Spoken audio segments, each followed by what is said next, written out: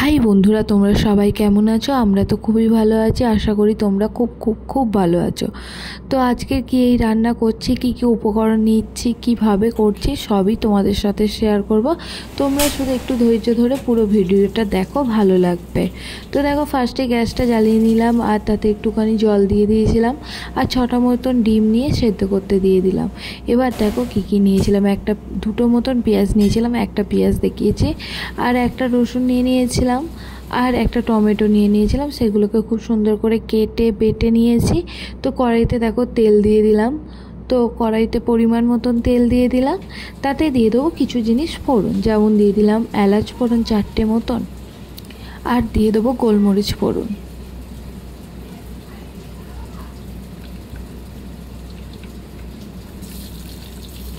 আর দিয়ে দেবো দুটো মতন শুকনো লঙ্কা ফোড়ন। আর কোনো ফোড়ন দিতে হবে না, খুবই অল্প মশলায় খুবই অল্প সময়ের মধ্যে আমি এই রান্নাটা তোমাদের সাথে শেয়ার করছি। আমি যা কিছুই রান্না করি খুবই অল্প সময়, যাতে আমি তো জানি হাতে একদমই টাইম থাকে না, তো এই অল্প টাইমে কিভাবে সুন্দর সুন্দর রান্না করবে সেইগুলোই আমি তোমাদের সাথে শেয়ার করি। এই রকম রান্না একবার হলেও তোমরা ঘরে ট্রাই করে দেখো, খুব ভালো লাগবে।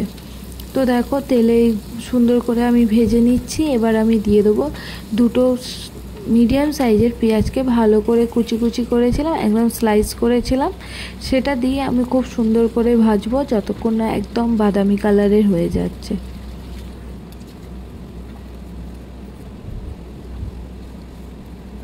তো দেখো, এইদিকে আমার ডিমগুলো সেদ্ধ হয়ে গেছে, ছাড়িয়ে নিচ্ছি ডিমগুলোকে। আর এত ভালোভাবেই সেদ্ধ হয়েছে যে একটু কোথাও ভেঙেও যায়নি বা কিছু হয়নি।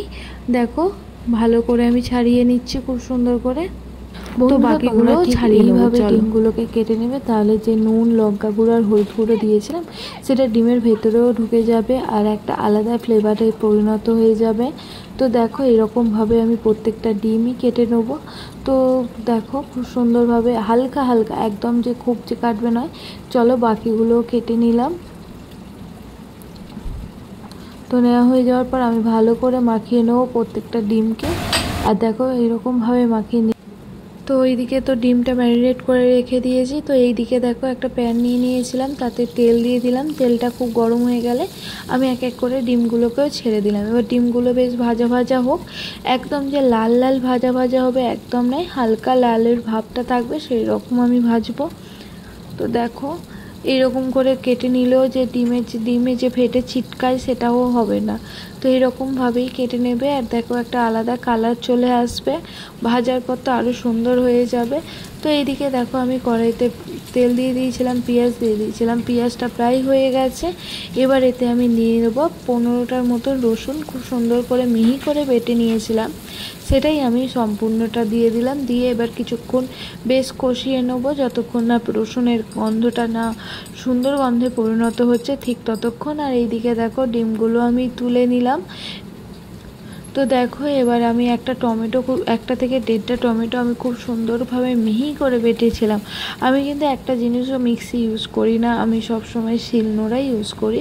তো শিলনোড়াতে দেখো, আমি এত সুন্দরভাবেই মিহি করে বেটে নিয়েছিলাম।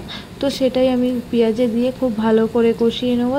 কষানোর পরে এইরকম কালার আসবে। এবার আমি কিছু গুঁড়ো মশলা অ্যাড করব, যেমন লঙ্কা গুঁড়ো দিয়েছিলাম, হলুদ গুঁড়ো দিয়েছিলাম, আর একটু ঘরে বানানো গোটা গরম মশলা বানিয়েছিলাম সেটা দিয়েছিলাম। আর এর ভিডিও যদি তোমরা জানতে চাও অবশ্যই কমেন্ট করবে, আমি গোটা গরম মশলা কিভাবে বানালাম সেটাই তোমাদের সাথে শেয়ার করব। আর দিয়ে দিলাম ধনে গুঁড়ো। এবার এটাকে খুব ভালো করে মিক্স করব, একদম কষিয়ে নেব, যে তেলটা বেরিয়েছে একটু শুকিয়ে যাবে। তারপরে আমি ইউজ করব একটু জল দিয়ে দেবো। তো দেখো, একদম মশলাটা একদম রেডি হয়ে গেছে, তেলও অনেকটা বেরিয়ে গেছে। এবার আমি এতে দিয়ে দেবো জলটা দিয়ে আরেকটু কষিয়ে নেবো। তো এই জলটা হচ্ছে আমি বাটি ধোয়া জলই দিলাম, তো সবাই দেয়। এবার এটা দিয়ে একটু কষিয়ে নেওয়ার পরে আমি দেখো, একদম কি সুন্দর কালার এসেছে না। এবার এতে দেখো, মশলাটা অনেকক্ষণ ধরে কষিয়েছিলাম, প্রায় 2 মিনিট থেকে 3 মিনিট। এবার এতে আমি জল দিয়ে দিলাম। এবার জলটা আমি একটু বেশি দিলাম, ফুটিয়ে একদম গ্রেভি করব বলে। তো যত ফোটাবে তত টেস্ট আরও বেশি আসবে, তো সেই পরিমাণ অনুযায়ী আমি জল দিলাম। ডিমটা একদম ঝোল হবে এমনটা নয়, ডিমের কারি হবে একদম গামাখা গামাখা। এবার এটা একটু ফুটুক। তো দেখো অনেকটা ফুটে গেছে, কি সুন্দর একটা কালার এসেছে না, জলটা অনেকটাই শুকিয়ে গেছে। তো এবার এতে আমি দিয়ে দিলাম ডিমগুলো। তো এখানে 6টা মতন ডিম নিয়েছিলাম, সেই ডিমগুলো দিয়ে একটু জাস্ট, তো দেখো একটু জাস্ট নাড়াচাড়া করে নেবো। করে নেওয়ার পর এটা হোক ততক্ষণ, খুব সুন্দরভাবে ফুটে যাক। দেখো খুব সুন্দরভাবে ফুটে যাচ্ছে। তো আমার রান্নাটা প্রায় হয়ে গেছে। তো এর উপরে একটুখানি আমি ধনেপাতা কুচি ছড়িয়ে দেবো। তো সেটাই দিয়ে দিলেই রান্নাটা প্রায় হয়ে যাবে। দেখো ধনেপাতা কুচি ছড়িয়ে দিলাম, আর কোনো মশলা দেওয়ার দরকার নেই। দেখো কেমন অল্প মশলায় কি সুন্দর একটা রেসিপি তৈরি হয়ে গেল না।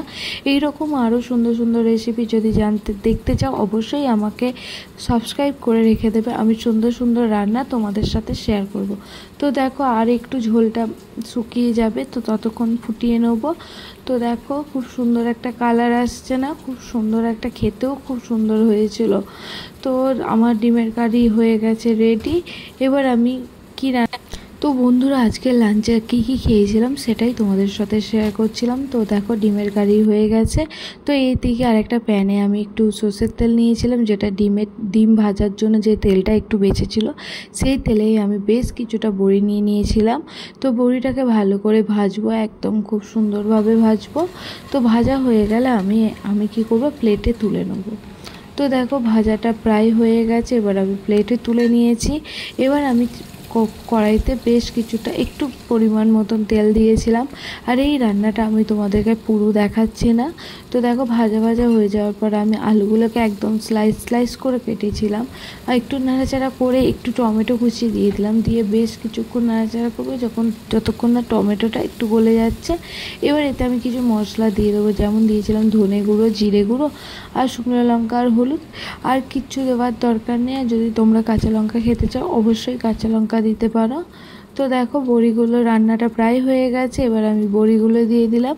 তো এই রান্নাটা আমি শর্টকাটেই তোমাদের সাথে শেয়ার করলাম, তোমাদের যদি ভালো লাগে অবশ্যই কমেন্ট করবে। তো আমি এই রান্নাটা তোমাদের ফুল ভিডিও শেয়ার করে নেব। তো দেখো কিছুটা হয়ে যাওয়ার পর আমি এতে জল দিয়ে দিলাম। তো জল দিয়ে এটা ফুটুক, এইদিকে ডিমের কারিও ফুটছে, ওইদিকে ভাতও ফুটছে। তো দেখো আমার রান্নাটা প্রায় হয়ে এসেছে। তো আর একটা রেসিপি করেছিলাম, সেটা হচ্ছে পেঁয়াজ দিয়ে বড়ি দিয়ে আলু দিয়ে একটা তরকারি। তো দেখো রান্না প্রায় হয়েই গেছে। এবার ভাতটা বেড়ে নিচ্ছি। তো দেখো আমি ভাতটা বেড়ে নিলাম।